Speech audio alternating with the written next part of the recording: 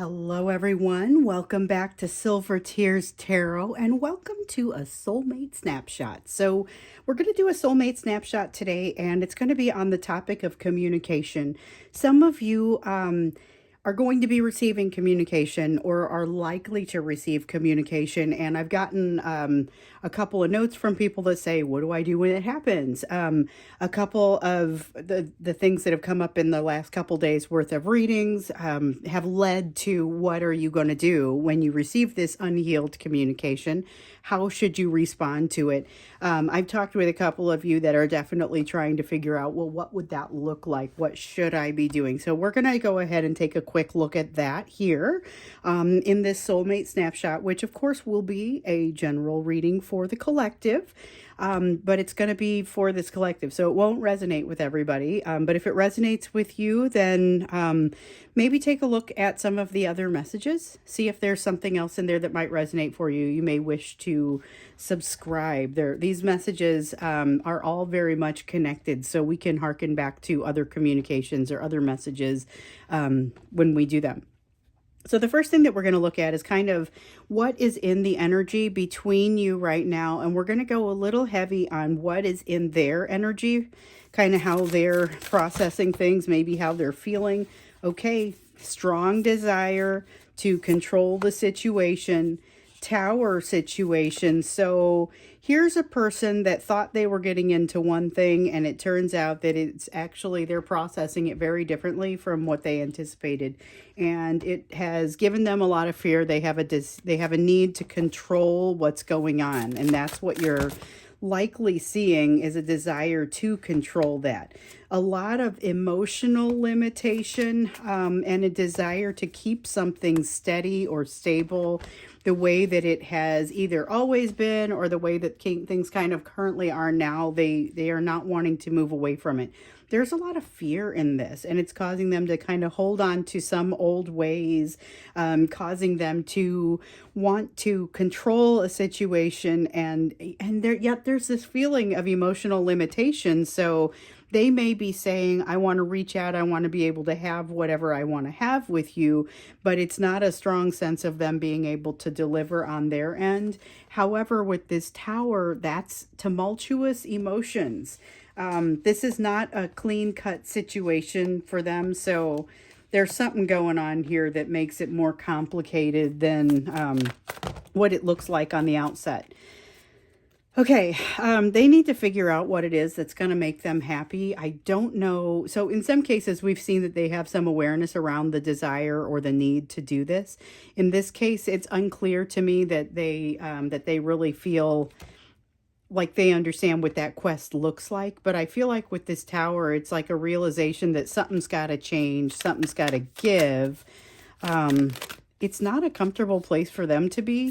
It's even less comfortable for you. So now they figure out, oh my goodness, I've made a mistake. I'm in a place where I don't want to be. This is where you start to see the ghosting, the disappearance, I'm not sure I'm ready for whatever I just walked into, that sort of thing. But they don't exactly tell you that. Like, they don't necessarily tell you that they're not ready. They just react, they just respond.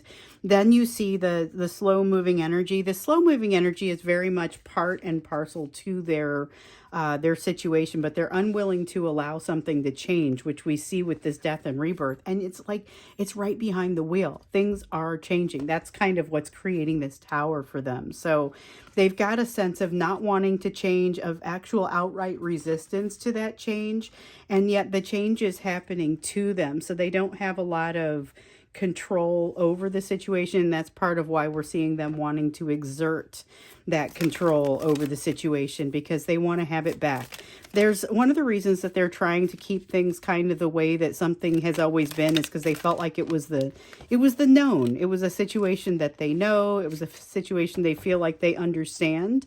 But then there's a problem here. So they want to be able to just kind of go back into their shell, and unfortunately for them anyway, fortunately over the big picture, they have figured out something that makes them incredibly happy, but they're so afraid they won't move toward it. They're so afraid they're willing to do something that is very harmful to them and to engage in behavior that really just undercuts their ability to be happy, despite the fact that they've figured out some things about what would actually make them happy.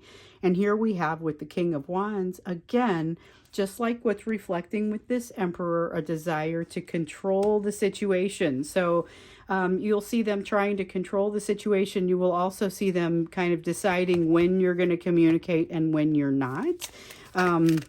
It's a power play. Okay, so I guess that's always been part of the situation a little bit, but at this time, that's kind of really what's in their energy, is that power play and that desire to be in charge of what happens there. They want to, make sure that they understand what's happening and when, and they want to be in control of that.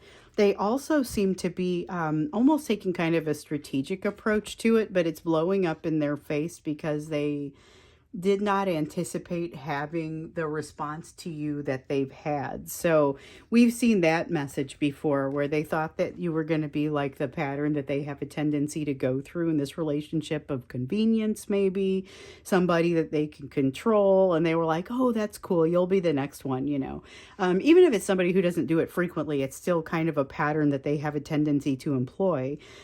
Here they find themselves in a place to have to try and build some strategy, because it seems like it's not going as planned. It's not going the way that they would have liked to have seen it. So that's what's underlying this communication, and that's what's behind this communication.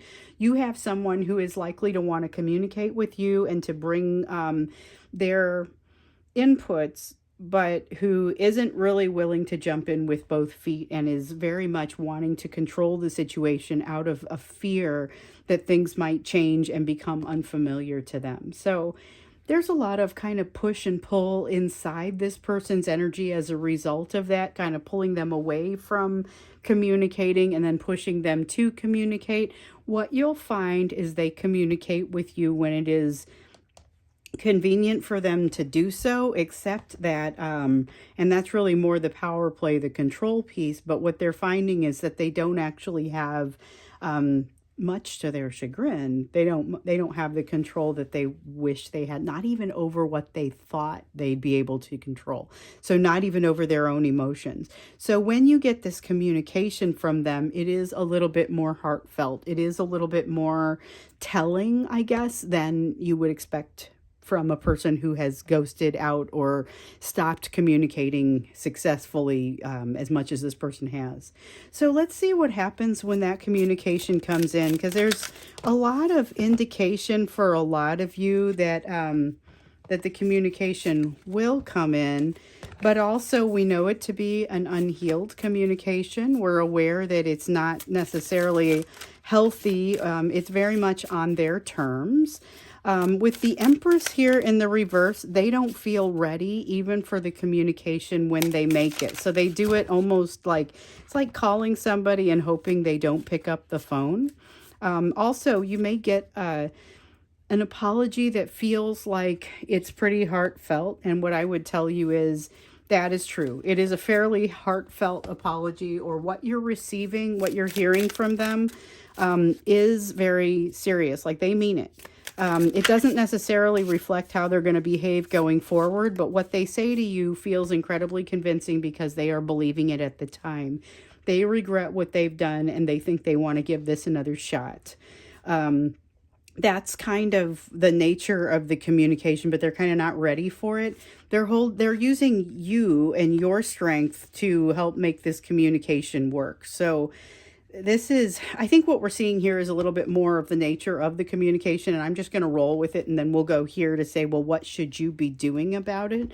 So this is a heartfelt communication, may contain some very charismatic and vulnerable sounding feelings, but just be aware it does not remain consistent. This is still coming out of a need to control the situation, as we see in their energy over here. There's a pretty strong desire for them to call you when they want to call you and walk away when they want to walk away, but it's not mutual. It's more of a, I'm just going to do this when I want to do this.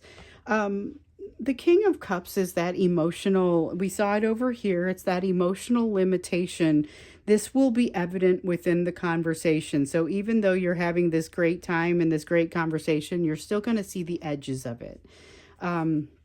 It's about them wanting to make themselves feel better and wanting to not have to go through this tower. This is like a slow motion tower. So towers can be very instantaneous. They can be something where you see it and then you can't unsee it. Here's a situation where they see it, they can't unsee it, but they cover it back up and they just want to run and hide from it.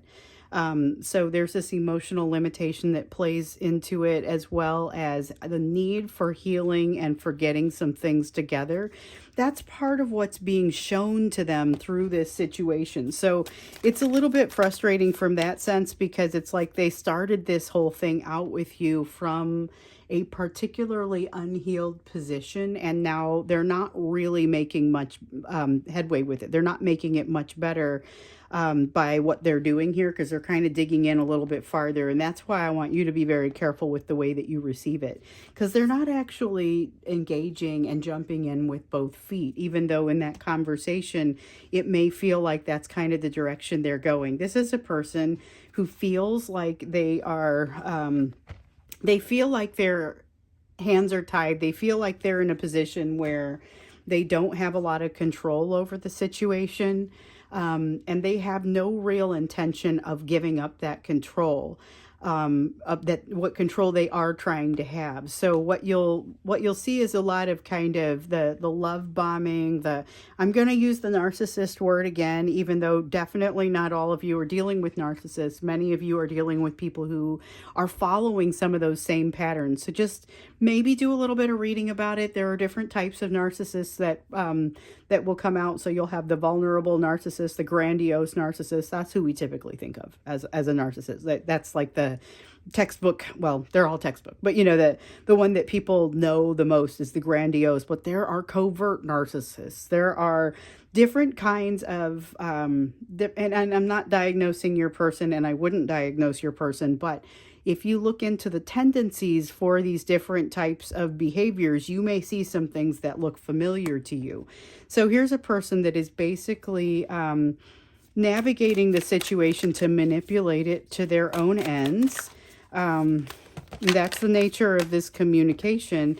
It's not as honest as you'd like for it to be necessarily. However, like I said, it's incredibly heartfelt. You know, they're not ready yet, but they are moving to a place where they will be a little bit more ready. Still using your energy. We see the Nine of Pentacles in both places. They're using your strength to do this. It's kind of like paying for something with your own money, with your money, and saying, here's a present for you, a little bit. And most of the time, I don't slam the concept of them utilizing your energy very much, but in this case, I kind of take a dim view, because it feels like, again, they're buying you a present with your own money a little bit. It's not equal give and take. It's still your energy that they're using to help strengthen them. But they are moving ultimately in a good direction. Now, remember, in yesterday's reading, we looked at whether they were ever really going to figure this out, and we saw that the answer was yes. But this is, again, something that takes quite some time. So it's not a quick situation where all of a sudden they resolve things and now everything's all good. It requires them to, if you watch the extended, in particular, it really kind of helps you see, here's what happens after the depression sets in. And I don't want to blow it for you, but I mean, it's kind of it takes a little bit of time for them to work through everything and get to a place where they're able to get past this consternation. So this is what's happening behind this communication. They sit on this and are... there's a lot of a desire to create that strategy, but when they go to enact the strategy, it doesn't feel good to them, because on some level they know that this isn't right. That has to do partially with that that growing awareness that they have of the situation, but even that growing awareness is not necessarily shedding enough light for them to know which direction to go. And that's what we see here with the Two of Swords.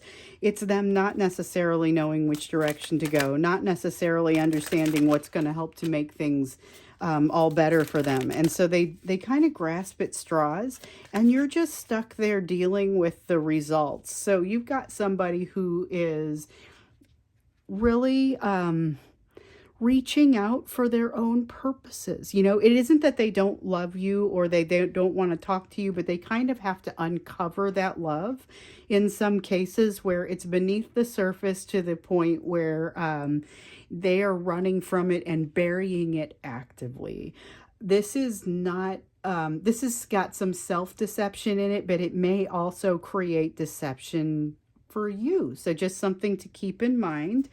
You may notice a little bit of denial in just the way they carry themselves and the way they tend to think about things. So this is the nature of that communication. It may not give you the warm, fuzzy feeling. It may not feel like, it may feel quite heartfelt, but even while it's happening, you have a hard time trusting it. This Seven of Swords here would suggest it's not particularly trustworthy. This Five of Swords would suggest even they know that it's not particularly trustworthy. The Two of Swords in the reverse, of course, saying, well, and they aren't quite sure which direction to go. Here's a person that's in a lot of emotional churn, and they're not necessarily in a place to be able to have a good communication. So then the question that we came here to answer, what do you do about it? And that's what we're going to look at here. We've got Judgment. Judgment is about internal reconciliation. I am getting a very gentle energy. This is a not going for it energy with the Seven of Wands. It's general, or it's gentle, but it's very wait and see. Take the information as it comes in. Try, even though it's a Judgment card, it's about not being judgmental. It's about accepting what you see at face value while also understanding there might be a great deal beneath the surface. So recognizing that if they come in with a heartfelt apology, they do mean it, but also recognize that that swirling under the surface that feels like they're about to bail as soon as they get done with this conversation and leave you, that's probably real too. So it's entirely possible for them to be both of those things. And this is about you being aware of that, you know, and being aware of it at the time. It doesn't necessarily mean that you don't accept them. If you want to have the communication with them, if you want to talk with them, by all means, give them, you're welcome to do that. But the thing you got to worry about is that you may not be healed enough to be able to accommodate what happens here without creating a little bit of a setback in your own healing. So with the Four of Cups there, that's about, you know, you might be very disappointed in what's happened, but they have a tendency to use their charisma to really kind of bring you back in, and they know it. So remembering that they know it may be very helpful, and also realizing, yeah, they mean it. Those two things can happen at the same time. They can mean what they're saying and still have no real intention of following it up with a meaningful reunion. So it's more of a communication. It's an opportunity to get together. You guys might go out for a meal, drinks, get together, have a good time, but recognize this may be incredibly short-lived. For you, it may mean just kind of relaxing and letting it happen. I wish this Two of Cups was the next card that's supposed to come out here, but I don't feel like it is. I guess if it is, it'll come back out, but it doesn't feel aligned to me. It doesn't feel right. You have the opportunity to roll with this though. And again, if you take this communication, you recognize you may be setting your own healing back a little bit. And here with the Nine of Cups, it may even have the impact of confusing you and getting it so that you're not quite sure what it is that's gonna constitute your happiness and your wish fulfillment going forward. It's just be careful. Just be careful and be aware that yes, you may communicate with them. It may give you some new information. It may help to get you to a place where you're able to use what you feel to uncover what you need to solve. So one of the benefits of this relationship that we've seen is that it helps to kind of illuminate for you places where healing needs to happen. That's part of what happens here. But if you're not far enough away from the pain, it really just kind of reignites the pain. And you may notice a little bit of a reignition of that pain. However, look beneath the surface. If you're going to have this conversation, if you're going to take that call, look beneath the surface to see what it is that that it is reigniting and what it's connected to. Grab it by the tail. That's what benefit comes from this communication. You're able to see, this person isn't going to be able to remain serious in most cases. And I won't rule it out for everybody, but most of your people are not far enough along in their own healing to be able to be reliable in a relationship going forward. And if that's the situation, if they're only here for a short time, by all means, use it for what it's worth, but make good decisions about your own situation. So don't make any sudden moves. Don't make any sudden decisions. Do not make the assumption that what they are projecting at this time is going to be the new reality. That's what I would say. Protect yourself a little bit with the knowledge that you got to take it as it comes, like we see with the Page of Wands here. You're taking it as it comes rather than saying, why, yes, let me sign a lease with you. Or this is not somebody asking you to sign a lease. Almost none of them will be asking that sort of question, if anyone actually asks that question. I don't get that sense. However, this is about keep your head screwed on straight. Make sure that you're making decisions that make sense.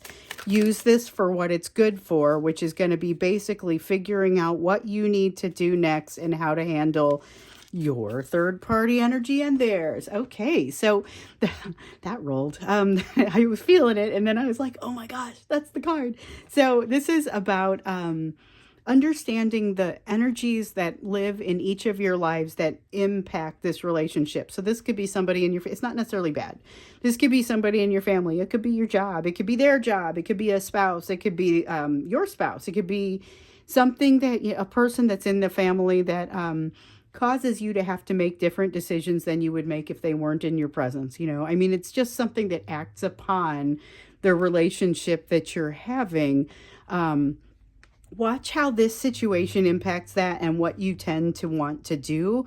Watch how these things, how this person almost wants to impact and control that too.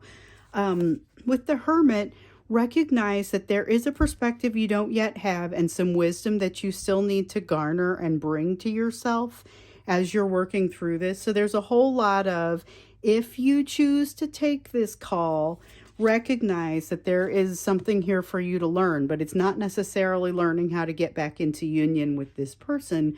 It's more saying, okay, this is going to illuminate for you the edges of your healing so that you understand maybe what your next healing project looks like. It could also be a pretty good time. But this is about finding your own balance, and it's about if you do experience a setback in your healing, which there's a good likelihood for that in this energy, because there's a good chance that you're not healed enough to just be able to refer to and recognize the pain. You're probably going to feel some of it. The greatest amount of the pain may be behind you already, but it's necessary for you to kind of revisit that a little bit, so that you're able to say, here are the things that still aren't right. When they reach out and they communicate with you, go ahead and enjoy the conversation if you should choose to have it. And I also get that some of you are going to say, I don't want to do that.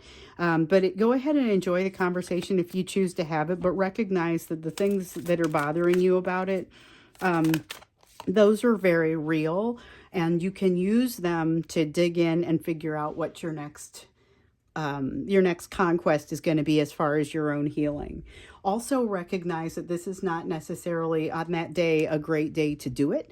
You may have some resolution that kind of needs to take place and to go back into your thinking cave, which is denoted by the Hermit card here, to get into a little bit more of a place where you can find some of that wisdom and that new perspective that you don't yet have. So give yourself a chance to let those feathers unruffle after the fact. If they, you may feel a little bit worked up. And if you feel a little bit worked up, just know this is not a great time to make big decisions. But by the same token, pay attention to what really comes out of that, because it's going to be useful for you as far as learning your new lesson.